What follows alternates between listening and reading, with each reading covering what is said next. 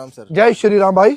Sir आप इतने देसी तरीके बताते हो, ठीक है सर इसका इलाज बताओ ना। देखो, आज ना मैं आपको एक ऐसा देसी नुस्खा बताता हूँ। जिंदगी में कोई कफ सिरप की जरूरत नहीं पड़ेगी। खांसी, छाती में जितना भी बलगम है, सर्दी जो भी है, बहुत प्यारा तरीका बता रहा हूँ। क्या करना है, पहले पानी को कढ़ाई में डालना, उसके अंदर थोड़ा सा गुड़ डाल देना।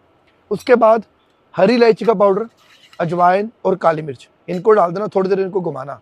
फिर इसके बाद इसमें क्या डालना है, काला नमक और अदरक का पाउडर। अब इसको 3 से 5 मिनट इसको पका लेना। अब पकाने के बाद क्या करना है, आधा चम्मच सुबह गर्म पानी के साथ, आधा चम्मच रात को सोने से पहले। जितना भी बलगम जमा है या खांसी है या सर्दी है, 2 दिन में क्लियर हो जाएगी।